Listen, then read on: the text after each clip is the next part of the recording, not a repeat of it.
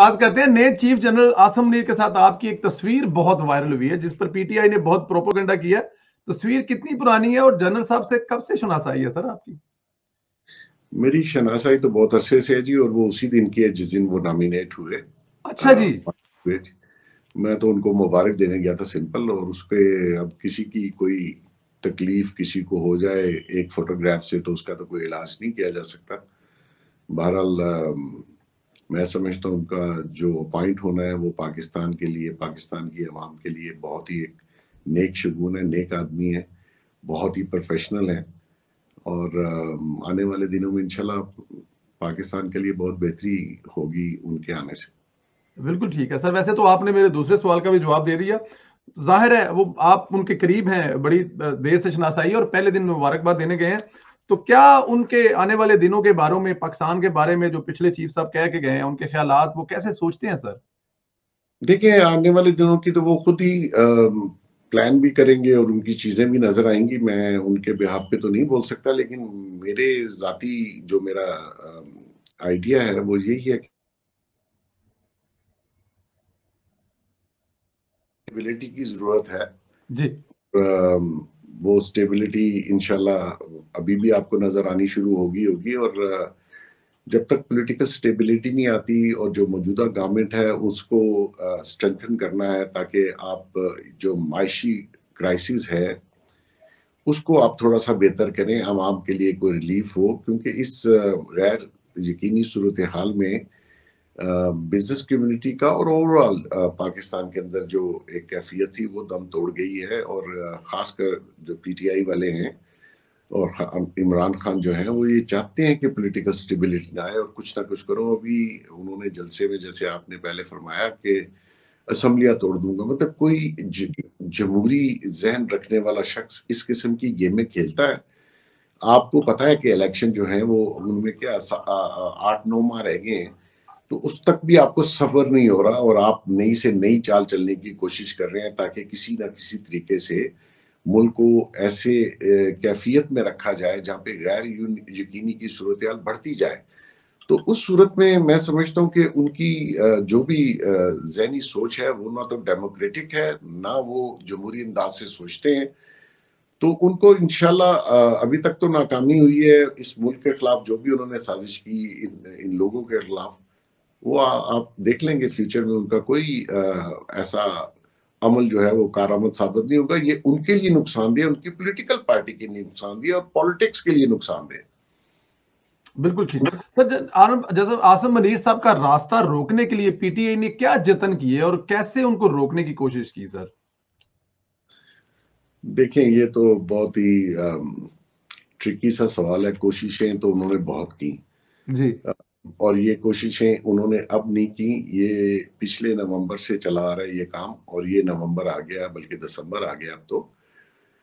उनकी ख्वाहिश ये थी, उनका जो प्लान था कि जी मैं अपने मंजूर नज़र साहब को बनाऊंगा, इस चेयर पे बिठाऊंगा और फिर अगले 10-15 साल जब तक वो सोच रहे थे कि मैं हुकूमत करूंगा, और जो उनका पौने 4 साल का दौर रहा है वो सबके सामने है। उन्होंने खुद इकरार किया कि नैब मेरे कंट्रोल में नहीं थी, फलां चीज मेरे कंट्रोल में नहीं थी और कोई और चला रहा था, और उसी किसी और को ये लाना चाहते थे, जो कि मैं समझता हूं कि हमारे मुल्क के लिए बहुत ही नुकसानदेह था। ऐसा शख्स जो है जब किसी ओहदे पे बैठता है तो वो अदारों को कंट्रोवर्शियल करता है। उन्होंने किया, उन्होंने फौज में डिवाइड लाने की कोशिश की, ग्रुप बंदी की, जो कि दम तोड़ गई अब।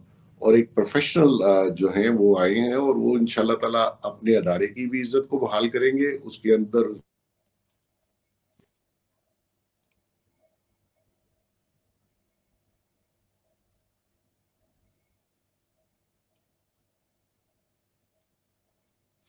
मोहसिन साहब की लाइन डिस्कनेक्ट हुई है। दोबारा जैसे ही ज्वाइन करते हैं वो बता रहे हैं कि किस तरह उन्होंने रास्ता रोकने की कोशिश की, क्या क्या हरकत की।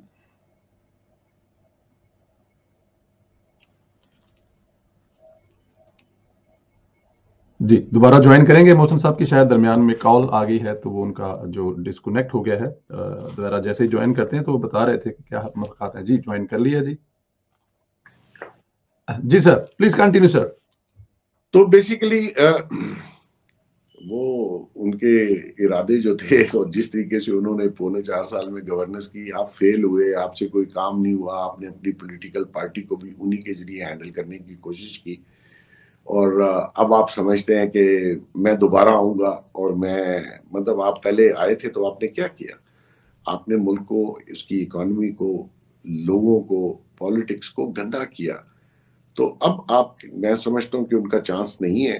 हाँ, ठीक है, उनके साथ कुछ लोग हैं, उनका एक वोट बैंक है, लेकिन उस वोट बैंक के ज़रिए मैं नहीं समझता कि वो इस पॉलिटिक्स में आगे आके किसी इक़्तिदार में बैठेंगे और हुकूमत करेंगे। बिल्कुल ठीक। सर क्या समझते हैं जनरल फैज़ साहब ने किसी मजबूरी के तहत इस्तीफ़ा दिया या इस्तीफ़ा लिया गया? नहीं, उन्होंने अर्ली रिटायरमेंट जो है वो अप्लाई की हुई है और वो उनका हक है। वो ये समझते हैं। देखिए, मैं यही कहता हूँ कि प्रोफेशनल सोल्जर्स को इस किस्म की पॉलिटिक्स में इन्वॉल्व नहीं होना चाहिए जहाँ पे उनका अदारा भी कंट्रोवर्शियल हो जाए। ये अदारा बहुत इम्पोर्टेंट है पाकिस्तान के लिए और ये हमारी लास्ट डिफेंस लाइन है। इसको इस किस्म के हरबों से, इस किस्म की हरकत से बदनाम नहीं होना चाहिए और जो कुछ उस अदारे के साथ अभी पीटीआई ने किया, वो हिस्ट्री में पहले कभी नहीं हुआ और खासकर जो फैज साहब ने भी किया, वो भी हिस्ट्री में कभी नहीं हुआ। यहाँ बहुत इंटेलिजेंस के हेड आए हैं। ऐसी चीज़ें तो कभी नहीं हमने देखी। मैं बहुत अरसे से जर्नलिज्म में हूँ। तो मैं समझता हूँ कि उन्होंने समझा है कि वो कंटिन्यू नहीं कर सकते और मैं समझता हूँ ऐसे शख्स को कंटिन्यू भी नहीं करवाना चाहिए। आपकी स्माइल ये बता रही है कि अगर वो रहते तो हो सकता है कि सर्विस के दौरान आने वाले दिनों में महकमाना कोई कार्रवाई हो सकती थी, शायद ये भी एक वजह हो सकती है उनकी रिटायरमेंट लेने की? जी, कार्रवाई तो रिटायर होने के बाद भी हो सकती है। अच्छा जी। जी, बिल्कुल हो सकती है और आई डोंट नो उनका अदारा उनके बाद हैं उनके, वो तो मुझे नॉलेज नहीं है। लेकिन आने वाले दिनों में हकायक कुछ खुलेंगे, सामने आएँगे और मैं समझता हूँ कि ये इंक्वायरीज़ होनी चाहिए पिछले दौर की, ये टू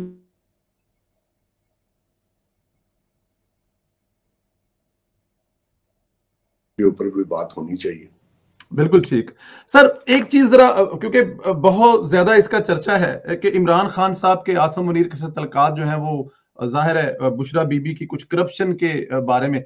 क्या एक सिर्फ़ यही कहानी है या आपके नॉलेज में कुछ और भी चीज़ें हैं जिनकी वजह से इमरान खान साहब के आसिम मुनीर के साथ इख्तिलाफ़ात? आपने देख लिया जी, उन्होंने इदारों को किस तरीके से इस्तेमाल किया और किस तरीके से वो मुसलसल जो है अपने अज़ाइम के लिए इदारों को इस्तेमाल कर रहे थे। उसमें तकरीबन सारे ही इदारे हैं, एफआईए है, नैप है, इंटेलिजेंस एजेंसीज हैं और अदलिया के कुछ लोग थे। तो नेचुरली एक प्रोफेशनल आदमी जो समझता है कि हमें किसी गैर कानूनी काम